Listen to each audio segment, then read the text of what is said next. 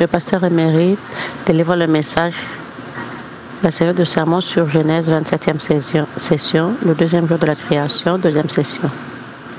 Chers frères et sœurs en Christ, tous les membres des églises branches et des sanctuaires locaux, les téléspectateurs de JCN et tous les enfants de Dieu qui assistent au culte via Internet.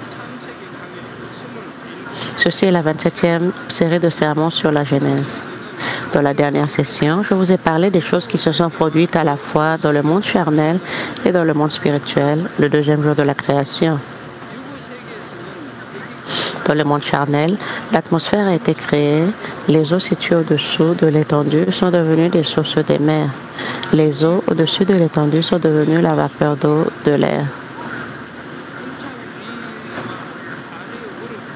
Les eaux au-dessus et au-dessous de l'étendue ont commencé à circuler, formant le cycle de l'eau après la création du soleil le 4e jour. En d'autres termes, l'eau de mer se transforme en vapeur d'eau sous l'effet de la chaleur solaire et s'élève vers le ciel pour devenir des nuages. Les nuages se déplacent partout et apportent de la pluie ou de la neige. Pour qu'une vapeur d'eau se transforme en pluie, les gouttelettes d'eau doivent avoir un diamètre de 0,2 mm ou plus. Les gouttelettes d'eau plus petites ne peuvent pas devenir de la pluie car elles s'évaporent en tombant. Quel genre de pluie a le plus petit diamètre de gouttelettes? Quelle pluie?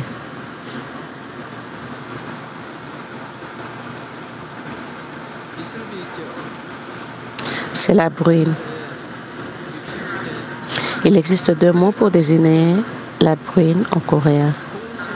Karangbi et Isulbi. Karangbi ressemble au mot coréen Kada, qui signifie aller en français. Ainsi, lorsqu'un invité qu'il n'aime pas vient, la famille crie Karangbi. Et lorsqu'un invité qu'ils aiment arrive, ils crient Isulbi.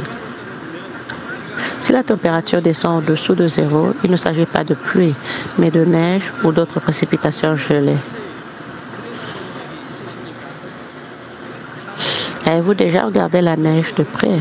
Les gens ont des traits du village qui ressemblent tous quelque peu différents les uns des autres, tout comme les cristaux des neiges.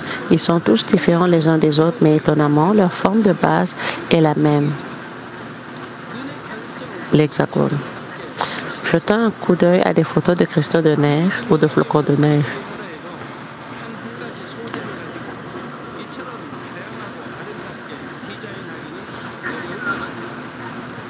Le fait que la neige que vous voyez chaque hiver est si magnifiquement conçue, cependant tous les flocons de neige sont toujours hexagonaux. Malgré tous les efforts des scientifiques, ils n'ont pas encore expliqué pourquoi les cristaux de neige ont tous la forme de base d'un hexagone.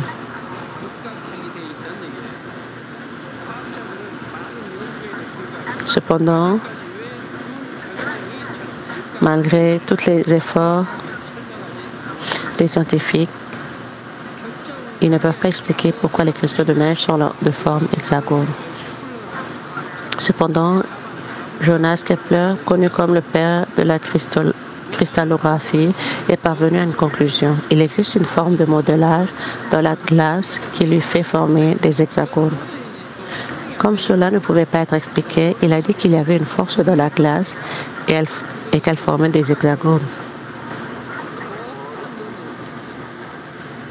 Si la glace avait le pouvoir de former des formes hexagones comme celle-ci, cela signifie qu'elle crée elle-même quelque chose. C'est absurde. Même s'il n'a pas trouvé ce qu'est cette forme de formation de forme, cette force de formation de forme, nous savons de quoi il s'agit. C'est la puissance et la nature divine de Dieu. C'est pourquoi il est dit dans Romains chapitre 1, je vous ai dit de regarder toutes choses dans le monde et de savoir que la puissance et la divinité de Dieu sont en elle. Le jour du jugement, vous ne pouvez pas dire que vous ne pouvez pas croire parce que vous ne connaissez pas Dieu.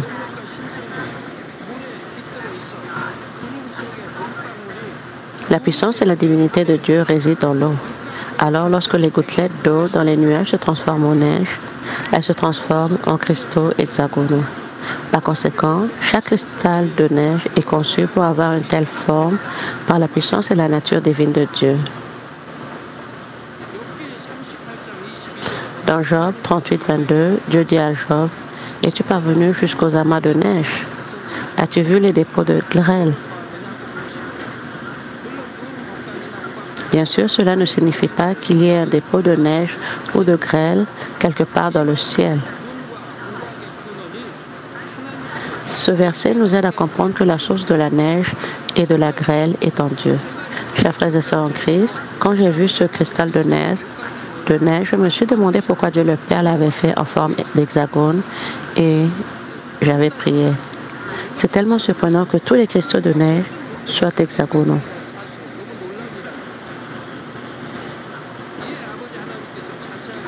Dieu le Père en a expliqué la raison en détail et je vais vous raconter ce qu'il a dit. Lorsque Dieu le Père a créé toutes les choses, il a accordé de la valeur à chaque chose et il leur a attribué une signification unique en fonction de leurs caractéristiques. Dieu a créé tous les animaux sur terre, leur a donné des caractéristiques et leur a donné des instincts pour qu'ils puissent vivre à leur manière. Même les animaux faibles comme les lapins, les moineaux et les insectes.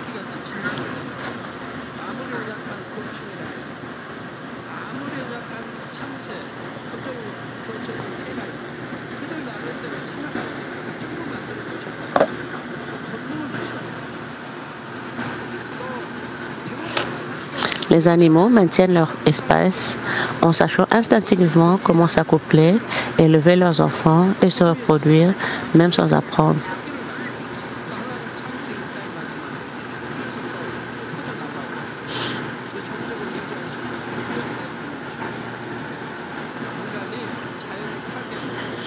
Alors que les humains détruisent la nature, de nombreux animaux et oiseaux sont pollués, meurent et sont désormais détruits.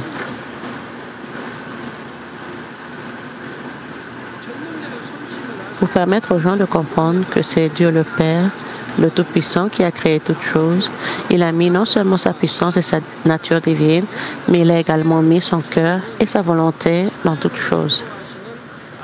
Par exemple, lorsqu'il a créé les oiseaux chanteurs, il a mis en eux son cœur qui jouit des louanges. Quand nous irons au ciel, les anges n'adoreront-ils pas aussi Dieu? Ne le loueront-ils pas? Et ne l'adoreront-ils pas? Tout le monde loue et adore Dieu. La plupart des gazouillis des animaux sont clairs et purs. Ainsi, lorsque les gens écoutent le chant des oiseaux, leur esprit est rafraîchi. Quand quelqu'un a une belle voix et chante bien, on dit que sa voix est douce comme celle d'un rossignol. Tout comme les gens se sentent bien, lorsqu'ils entendent le gazouillis des oiseaux, Dieu prend un grand plaisir à entendre des louanges. De plus, lorsque les enfants de Dieu louent avec leur cœur, plein d'amour pour Dieu, Dieu le Père est très content de leurs louanges. Pour nous aider à comprendre ce cœur de Dieu, lorsqu'il a créé les oiseaux, il les a rendus capables de chanter avec des voix si douces.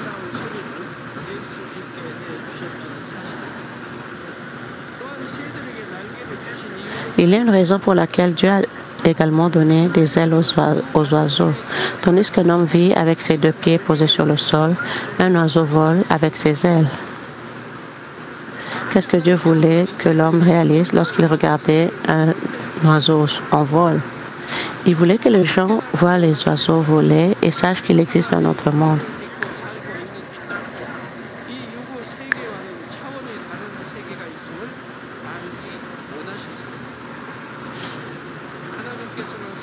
Lorsque Dieu a créé l'oiseau, Dieu a mis son cœur et sa volonté dans l'oiseau en pensant à l'homme.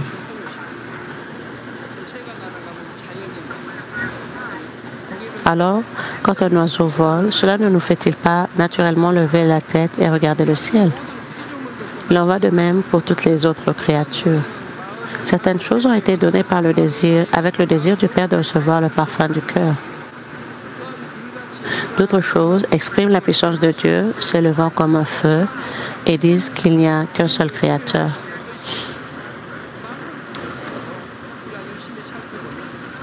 Si nous regardons toutes choses attentivement, nous pouvons voir qu'il n'y a qu'un seul Créateur, Dieu le Créateur, et que toutes choses ont vu le jour grâce à son dessein.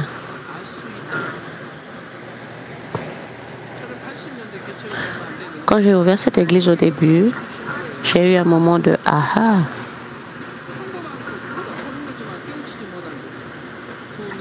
J'ai réalisé des choses que tout le monde voit, mais ne peut pas réaliser. J'ai réalisé que la position des yeux, du nez, de la bouche et des oreilles de tous les êtres vivants est la même, et que tous les organes du corps et les méthodes d'expression sont les mêmes.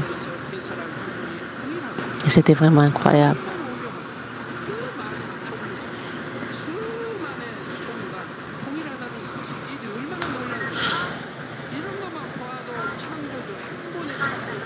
Peu importe combien de sortes d'espèces sont là, juste en regardant ces choses, nous pouvons voir qu'il n'y a qu'un seul Dieu créateur et que tout est arrivé selon son dessein.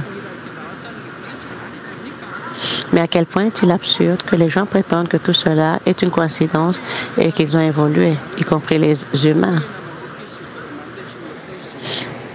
Certaines choses ont été créées pour que les gens sur cette terre puissent ressentir un peu la beauté du ciel. Ce sera une grande joie de découvrir quel genre de création contient le cœur et la volonté du Père, un par un, comme un jeu d'objets cachés. Voyons maintenant pourquoi les gens marchent sur deux pieds.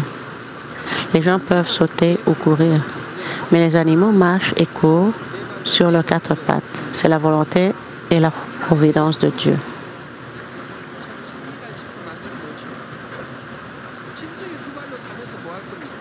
Les animaux ne sont pas des êtres spirituels.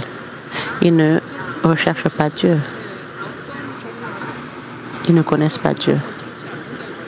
Seulement les gens connaissent et recherchent Dieu. Cela aussi est vraiment incroyable. C'est pourquoi on dit que l'homme est le Seigneur de toute la création. Pourquoi les gens recherchent-ils Dieu? La raison sera expliquée la prochaine fois. Cela est directement lié à la semence de Dieu.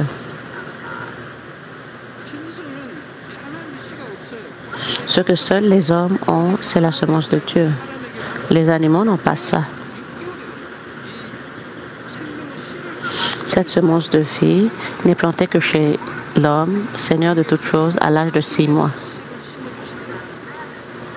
Lorsqu'un fœtus atteint l'âge de 6 mois, Dieu plante la semence de la vie et non la vie physique dans le corps du fœtus. Mais donc, on contient le fait que Dieu a créé tous les cristaux de neige ayant la forme fondamentale d'un hexagone. La forme hexagonale à l'intérieur des flocons de neige contient la mystérieuse volonté de Dieu. Tout d'abord, le chiffre 6 a la signification de la cultivation au sens spirituel. La période de la culture humaine est de 6000 ans et l'œuvre de la création pour préparer la culture humaine a également duré 6 jours. Aussi, dans cet espace physique qui est le premier ciel, le chiffre 6 signifie état parfait. Dans cet espace physique, le chiffre 6 représente un état de perfection. N'ai-je pas dit que le nombre parfait est 7? Alors pourquoi est-ce que je dis ici que 6 représente la perfection?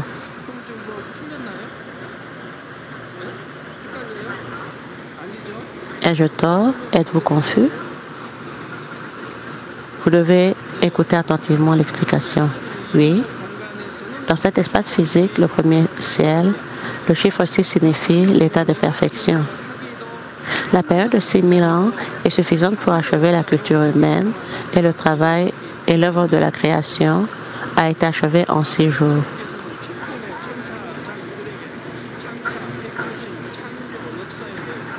Dieu le Père a expliqué à ses principaux archanges beaucoup de choses sur l'œuvre de la création à venir.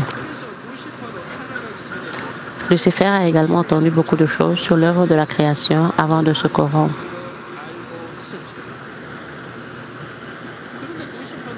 Cependant, Lucifer n'a pas essayé d'inclure dans son cœur les domaines de la bonté, de la vérité et de la lumière de la providence divine pour la création. Il y a des gens, même au sein de l'Église, qui ne gardent pas la lumière du bien et de la vérité dans leur cœur.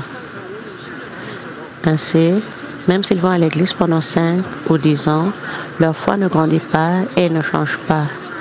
Ils accomplissent seulement l'acte d'adorer.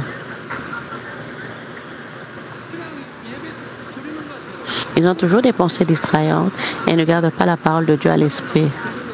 En d'autres termes, ils n'adorent pas en esprit et en vérité. Bien qu'ils connaissent avec connaissance les puissantes œuvres de Dieu, ils ne croient pas dans leur cœur.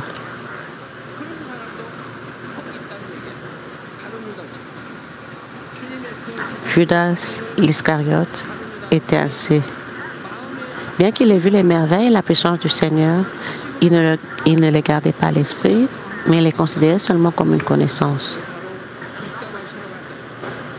Le chant du cœur d'une telle personne est comme un chant au bord d'une route. Ils n'ont rien à voir avec le salut.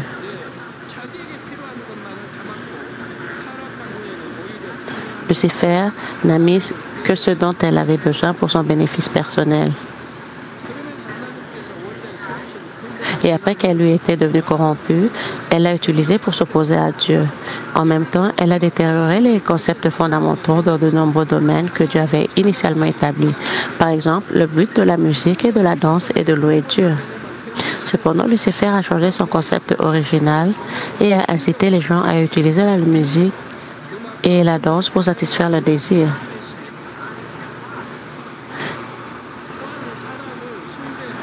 Elle a même amené les gens à les utiliser pour adorer Satan. Il ne s'agit pas seulement de musique et de danse, mais Lucifer a changé le but et le concept de beaucoup d'autres choses que Dieu avait initialement établies. L'un d'eux est le nombre 6. En utilisant ce chiffre 6, Lucifer a créé 666 pour être reconnu comme le chiffre de la bête. Apocalypse 13, 18 dit « C'est ici la sagesse que celui qui a de l'intelligence calcule le nombre de la bête, car c'est un nombre d'hommes, et son nombre est 666. »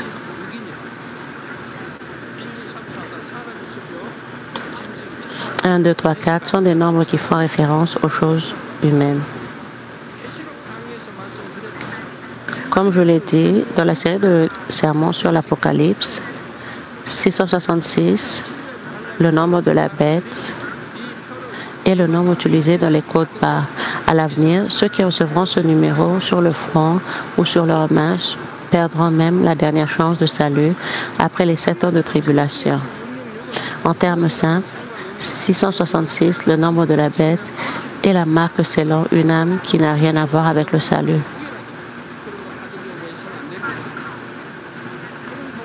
À ce moment-là, les gens obtiendront la marque 666 parce que cela rend la vie plus facile. Mais vous ne devriez jamais faire cela.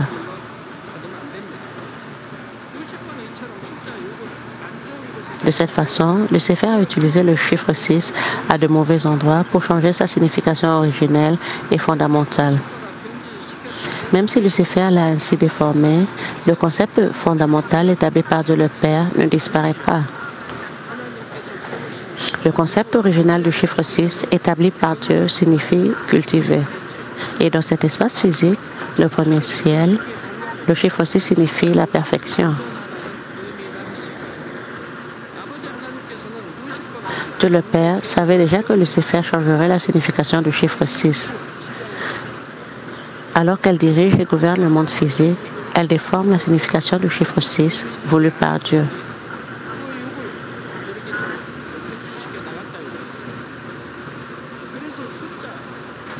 Par conséquent, Dieu a rendu les choses parfaites avec le chiffre 7. Même s'il a accompli tout le travail de création en 6 jours, il a ajouté un autre jour et s'est reposé le 7e jour. Et ainsi, il a fait un total de 7 jours. Il achève également la culture humaine pendant 6000 ans, puis le royaume millénaire continue sur cette terre. Cette terre, dévastée par Lucifer et les mauvais esprits, est entièrement restaurée et les âmes sauvées passent 1000 ans sur la terre restaurée. Finalement, Dieu remplit 7000 ans. C'est ainsi que le nombre 7 est au sens spirituel le nombre parfait. Par conséquent, 6 signifie la perfection dans le monde physique et 7 signifie la perfection dans le monde spirituel. De nombreux exemples spirituels du nombre parfait 7 peuvent être trouvés dans la Bible. Laissez-moi vous en raconter quelques-unes. Premièrement, il y a 7 esprits de Dieu trouvés dans le livre de l'Apocalypse. Les 7 esprits sont le cœur de Dieu qui mesure les 7 champs.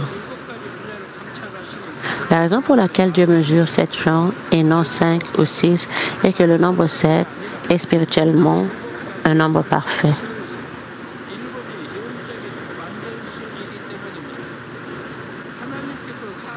Lorsque Dieu examine le cœur d'une personne, il ne manque jamais quelque chose ou ne le voit pas correctement, mais il le voit avec une parfaite précision.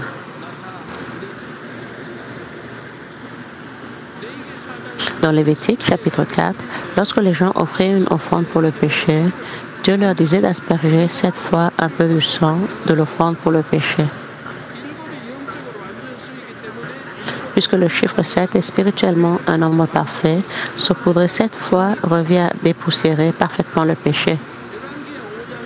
Dans 2 Rois, chapitre 5, lorsque le général Naaman fut guéri de la lèpre, on lui dit de se laver 7 fois dans le Jourdain. 2 Rois 5, 14 dit: il descendit alors et se plongea 7 fois dans le Jourdain, selon la parole de l'homme de Dieu. Et sa chair redevint comme la chair d'un jeune enfant, et il fut pur.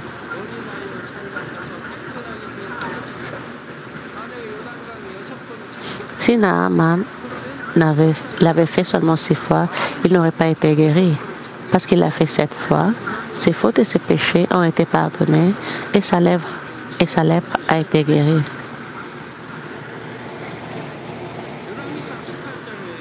Dans 1 Roi 18, c'est lorsque le prophète Élie confirma pour la 7e fois qu'il recevrait en réponse la pluie qui mettrait fin à la sécheresse.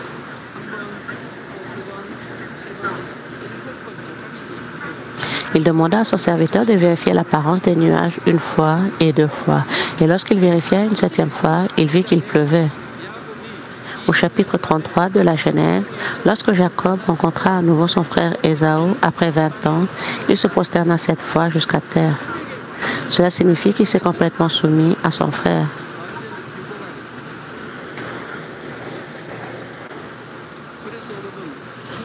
Par conséquent, même si vous jeûnez, vous jeûnerez pendant 7 jours au lieu de 6. Et vous le ferez sur un nombre signifiant comme 1 jour, 3 jours, 12 jours, 17 jours ou 21 jours.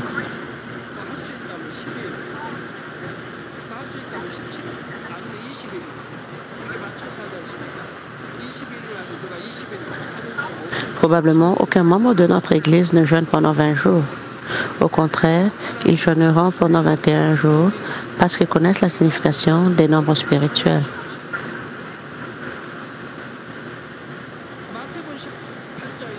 Dans Matthieu 18, 21, Pierre dit au Seigneur. Alors Pierre s'approcha de lui et dit: Seigneur, combien de fois pardonnerai-je à mon frère lorsqu'il péchera contre moi? Sera-ce jusqu'à 7 fois? Puis, dans Matthieu 18, 22, le Seigneur dit, Jésus lui dit: je ne te dis pas jusqu'à 7 fois, mais jusqu'à 70 fois 7 fois. Mais jusqu'à 70 fois 7 fois signifie pardonner parfaitement. Quel est le résultat si vous dites 77 fois? C'est le nombre 490. Cela signifie pardonner complètement. De même, dans un sens spirituel, le chiffre 7 signifie la perfection. À propos, l'idée originale du chiffre 6 est qu'il est complet avec le chiffre 6 dans le monde charnel.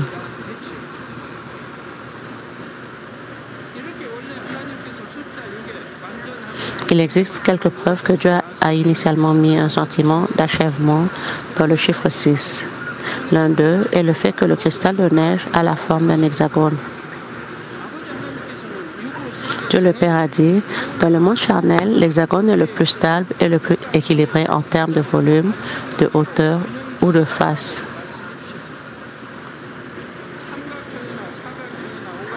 Il a dit que les formes de triangle, de rectangle et de pentagone sont instables. Il est intéressant de noter que la structure moléculaire de l'eau la plus bénéfique pour la santé de l'homme est hexagonale.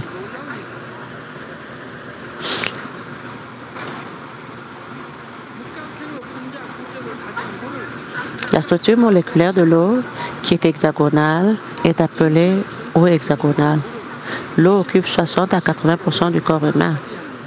Si vous retirez l'eau de votre corps et que votre corps corporel est de sang, alors les os, la chair, etc. restants ne représentent qu'environ 40, 30, 20 ou 10%.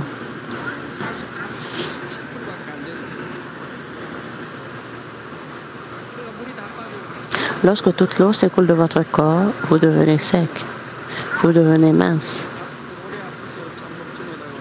Les personnes malades, depuis longtemps, ne peuvent pas boire d'eau, alors elles se dessèchent progressivement. Leur eau et leur peau deviennent minces et l'eau s'écoule de leur eau, les faisant ressembler à des cadavres.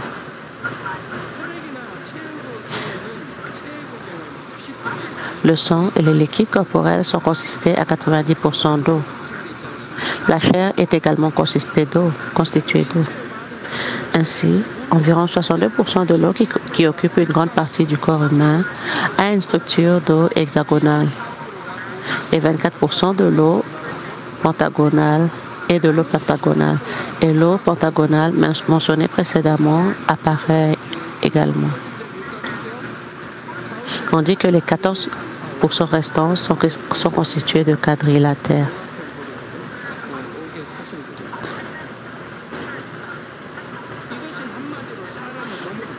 L'endroit où l'oxygène est écrit ici est un nombre hexagonal. Centre 1, 2, 3, 4, pentagone, structure en anneau pentagonal, structure à 5 chaînes. Pour parler simplement, le corps humain aime l'eau hexagonale. Les cellules qui composent le corps humain sont plus actives lorsqu'elles sont entourées d'eau hexagonale. D'un autre côté, les cellules commencent à mal fonctionner si la structure hexagonale est en désordre. En fait, une étude a montré que les os des cellules cancéreuses et diabétiques étaient pentagonales. Les recherches sur les cellules cancéreuses et les cellules diabétiques montrent que la plupart d'entre elles sont de l'eau pentagonale. Même les mathématiciens s'accordent à dire que l'hexagone est la forme la plus stable. En mathématiques, la figure la plus complète est l'hexagone. En mathématiques, la figure qui a le plus d'air dans les mêmes circonstances est un cercle. Cependant, il y a un espace lorsque les cercles sont regroupés et ils ne peuvent donc pas couvrir complètement une surface. Parmi les polygones équilatéraux réguliers, seuls le triangle, le rectangle et l'hexagone peuvent couvrir la surface sans espace. Cependant, il faut plus de triangles que d'hexagones pour couvrir une certaine zone. Et la structure du rectangle n'est pas aussi solide que celle de l'hexagone. Par conséquent, pour créer l'espace le plus solide avec le minimum de matériaux, l'hexagone est le plus approprié. Nous pouvons découvrir ici pourquoi le chiffre 6 est le chiffre le plus complet dans cet espace charnel. Il existe un insecte qui connaît ce concept par instinct et construit sa maison. C'est l'abeille. La ruche que les abeilles construisent a la structure de nombreux hexagones adjacents les uns aux autres. La paroi de cette ruche hexagonale a une épaisseur de 0,1 mm. Les murs n'ont que 0,1 mm d'épaisseur. Une ruche construite avec des parois si fines, quand elle est une fois, 1, 2, 3, 4, 5, 6, sont tous hexagonaux. Quel que soit le pays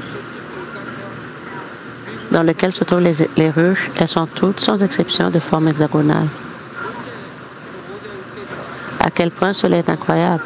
Quand est-ce que quelqu'un a-t-il appelé les abeilles des 5 continents et des 5 océans et des 6 continents pour leur dire de construire leur maison en forme hexagonale? Elles n'ont jamais vu de plan ni reçu de commande. Elles ne l'ont jamais étudié et appris. Elles construisent instinctivement des maisons hexagonales. Quelle chose incroyable! Pourquoi? Les abeilles doivent aussi faire cela. Alors Dieu a œuvré de cette façon. Cela a également évolué et l'hexagone a évolué sur une longue période. Avait-elle pensé que c'était celle qui emmagasinerait le plus de miel et serait la plus forte, de sorte que les abeilles avaient évolué pour former une forme hexagonale? Certainement pas. Lorsque Dieu a créé les abeilles dès le début, il les a créées ainsi dès le début.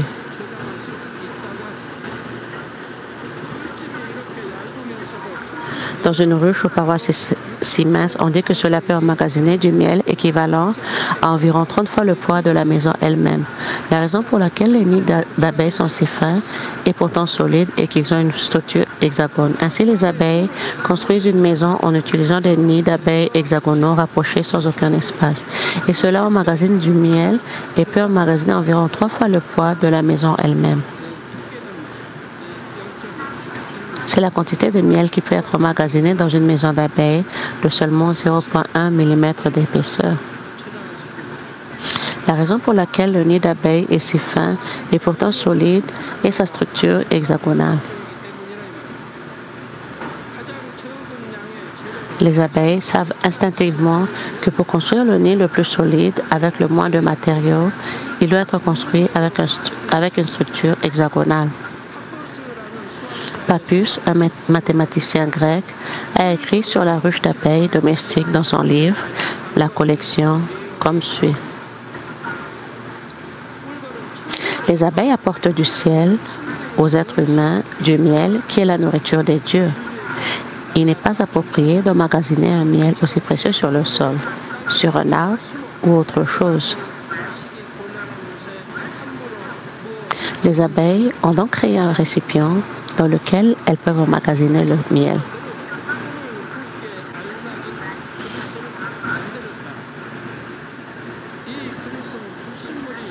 Ce récipient devait avoir une structure sans espace entre les deux afin qu'aucune impureté ne puisse s'y infiltrer.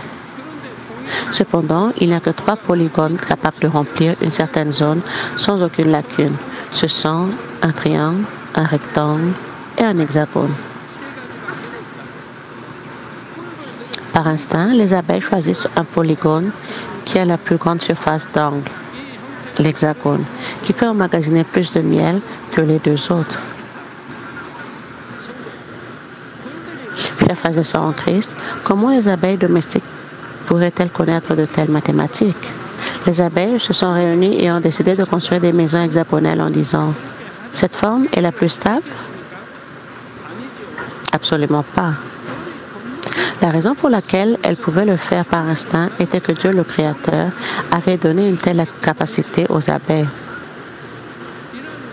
Cette structure de la ruche des abeilles mellifères est appelée nid d'abeilles. Et cette structure est utilisée dans de nombreux domaines, puisqu'il permet de réaliser la structure la plus stable et la plus solide avec un minimum de matériaux. Il est utilisé pour les murs des avions à réaction et des satellites. Il est également bon pour l'insonorisation et le boîtier d'air. Chers frères et sœurs en Christ, Dieu le Père savait que les êtres humains acquerraient une conception des normes à mesure que les connaissances se développeraient.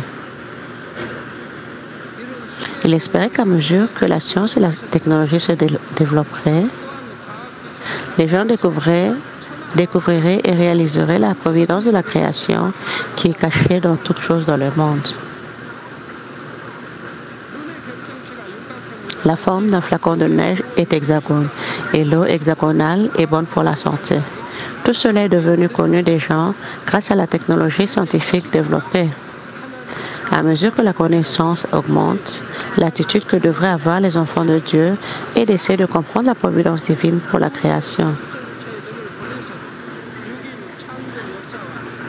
Même lorsque nous regardons les cristaux de neige, nous devons rendre gloire et louange à Dieu le Père qui a complètement accompli les 6 jours de l'histoire de la création et les 6000 ans de la culture humaine. Lucifer, cependant, fait exactement le contraire. À bien des égards, elle a détérioré les concepts originaux que Dieu avait établis.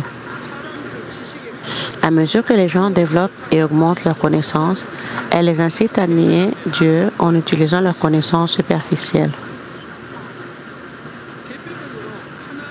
Par exemple, Lucifer a essayé de transformer la vérité, la création de Dieu, en un processus évolutionniste. L'évolutionnisme est une théorie selon laquelle les organismes sont apparus par eux-mêmes et ont évolué en diverses espèces. C'est une théorie qui nie ouvertement la vérité, selon laquelle toutes choses ont été créées par le plan de Dieu. Ce concept fondamental de l'évolution, selon lequel seules les espèces qui s'adaptent à leur environnement survivent, a influencé non seulement la biologie, mais tous les autres domaines. Dans la société dans son ensemble, y compris la politique, l'économie, la société, la littérature et la philosophie, cela a inconsciemment créé l'idée que seuls les forts survivront. Et ainsi, depuis les années 1900, l'amour s'est d'autant plus refroidi et le mal s'est accumulé sur le mal.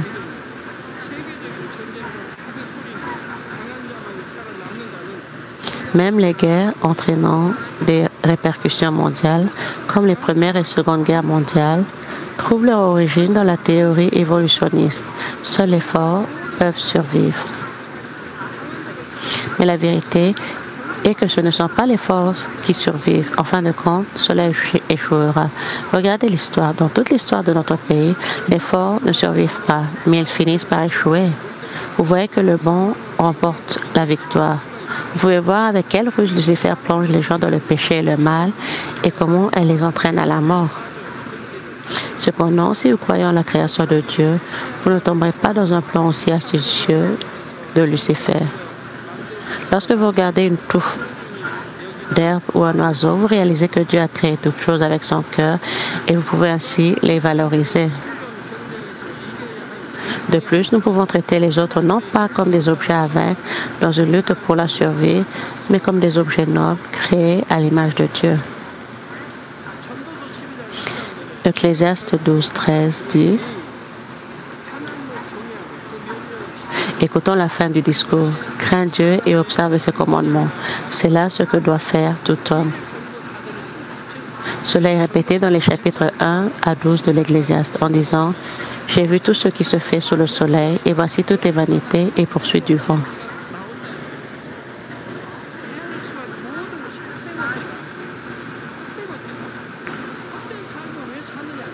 Pourquoi les gens vivent-ils en vain? Vous devez vivre une vie éternelle qui n'est pas vaine. Qu'est-ce qu'une vie qui n'est pas vaine? Craindre Dieu, alors que signifie craindre Dieu? Cela signifie que vous vous débarrassez de la nature mauvaise, même des formes du mal dans votre cœur.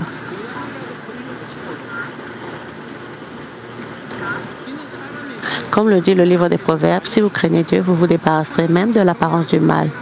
Cela nous explique le concept fondamental de la création de Dieu. Cela nous dit qu'il est de notre devoir de craindre Dieu et de respecter ses commandements. Lorsque vous comprenez la providence de la création qui est présente dans toutes choses, vous ne pouvez que craindre et vénérer Dieu. Lorsque vous craignez Dieu du plus profond de votre cœur, vous ne pouvez pas faire le mal que Dieu déteste. En regardant les commandements de Dieu, vous les regardez volontairement, vous les garderez volontairement du plus profond de votre cœur. Et Dieu a promis qu'il bénirait sûrement ses enfants qui craignent Dieu de cette façon. C'est-à-dire que Proverbe 22:4 dit: le fruit de l'humilité, de la crainte de l'Éternel, c'est la richesse, la gloire et la vie. Dieu donne des bénédictions aux gens humbles. La richesse, la gloire et la vie reviennent aux gens humbles qui abandonnent toute apparence de mal. Il est naturel pour eux de recevoir la vie et de vivre éternellement plus tard. Et de recevoir la bénédiction de la richesse même sur cette terre. Dieu les bénit afin qu'ils puissent glorifier Dieu, qu'ils mangent ou qu'ils boivent.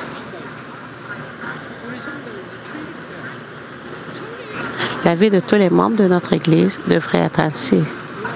La Bible dit à maintes reprises que la récompense pour la crainte du Seigneur est la richesse, la gloire et la vie. C'est finalement le secret de la bénédiction.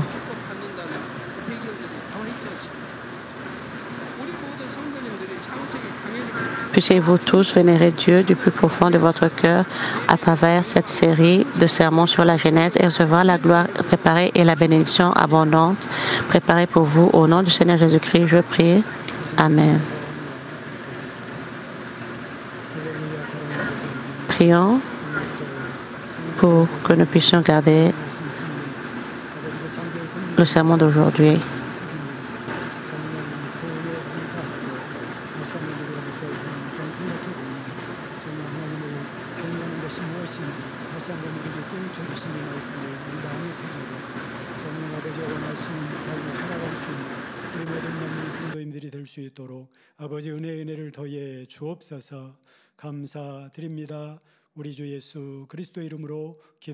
Merci, j'ai ainsi prié au nom de notre Seigneur Jésus-Christ. Amen. Quand nous allons recevoir la prière du pasteur émérite pour les malades, s'il vous plaît, posez vos mains sur vos parties malades ou faibles. Et si vous n'êtes pas malade, s'il vous plaît, posez vos mains sur votre torse pour recevoir la réponse avec foi. Alléluia, le Dieu Tout-Puissant d'amour, s'il te plaît, pose tes mains sur tous les croyants qui sont en train de recevoir cette prière maintenant. Montre tes œuvres qui vont au-delà du temps et de l'espace sur ceux qui reçoivent cette prière au travers de DCN, Internet et les satellites, dans les églises branches, les sanctuaires locaux et tous les enfants de Dieu partout dans le monde. Donne-leur la foi de croire du fin fond de leur cœur. Chasse toute pensée négative et douce et chasse tous les tests et épreuves. De la tête aux pieds, tous les entrailles, joints, nerfs, tissus et cellules, partout les parties malades pourraient être brûlées par le feu du Saint-Esprit et la lumière originelle. Au nom du Seigneur Jésus-Christ, je commande l'ennemi, le diable et Satan, toutes les maladies, germes, virus et infirmités disparaissaient. Que la lumière soit. S'il te plaît, brûle toute maladie au niveau terminal et incurable avec le feu du Saint-Esprit. Chasse toutes les maladies endémiques, y compris la malaria, le paludisme, toute maladie contagieuse, y compris la grippe, la fièvre, le rhume, disparaissez. Protège-les de tout genre de germes et virus. Guéris-les de tout cancer d'estomac, des poumons, des reins, du sein, de l'utérus et de l'intestin. Sida, leucémie, apoplexie cérébrale, hyperhypotension, diabète, problème de thyroïde, problème de cœur, de poumons et maladies de femmes et toute inflammation disparaissait. Guéris-les de la polio, des crises cardiaques, de l'arthrite, des disques herniales, maux de dos, maux de tête, neuralgie et toute douleur disparaissait. Épilepsie, autisme, dépression, neuralgie et toute autre maladie mentale disparaissait. Tout genre de paralysie, déliez-vous, levez-vous, marchez et sautez. Que les yeux puissent bien voir, que les oreilles puissent bien entendre, que les sourds puissent entendre, que les sourds puissent entendre, que les aveugles puissent voir, que les sourds puissent entendre et que les muets puissent parler. Guéris-les de tout effet secondaire, de tout genre d'accident. Brise leurs os brisés, restaure-les des brûlures, que la chaleur et les sensations des brûlures puissent disparaître. Père, permets que toutes cicatrices puissent guérir. Guéris-les de tout genre de dépendance à la drogue, de poison et d'autres substances. Permets que les nerfs morts, tissus et cellules puissent être régénérés. Réanime les morts à la vie. Donne-leur la bénédiction de la conception. S'il vous plaît, recevez la bénédiction de la conception. Au nom de Seigneur Jésus-Christ, je commande l'ennemi, le diable et Satan, les princes de l'air, les mauvais esprits et leurs serviteurs disparaissaient. Disparaissez, esprits impurs, de fausseté, de tromperie, de séparation et toutes les forces des ténèbres, délie les liens des ténèbres disparaissaient, que la lumière soit. Dieu le Père, donne-leur la force de crier à haute voix dans leur prière et la puissance de pouvoir se débarrasser des péchés et d'atteindre la sanctification. Comme leurs âmes prospèrent, permet que tout puisse bien aller avec eux et que leur famille puisse être évangélisée. Protège-les de tout genre d'accidents et de désastres pendant toute cette semaine et bénis-les pour qu'ils puissent mener une vie prospère sans aucun problème. Avec le feu ardent du Saint-Esprit, les hôtes célestes et les anges, et avec tes yeux ardents, protège tous tes enfants, leurs familles, leur lieu de travail et leur commerce. Donne aux élèves la sagesse et la compréhension et donne-leur l'enthousiasme et la ferveur pour bien étudier. S'il te plaît, permets que leur cœur et pensée, garde leur cœur et pensée des choses de ce monde et permets qu'ils puissent aimer Dieu avec plus de ferveur. Que tes enfants mangent ou boivent dans tout ce qu'ils font. Permets qu'ils puissent vivre une vie glorifiant Dieu le Père. Permets qu'il puisse être capable de pouvoir témoigner au sujet du Dieu vivant en disant, j'ai rencontré, expérimenté Dieu et j'ai reçu ses réponses et bénédictions. Dieu le Père, merci, sois glorifié toi seul. Au nom de notre Seigneur Jésus-Christ, j'ai assez prié. Amen.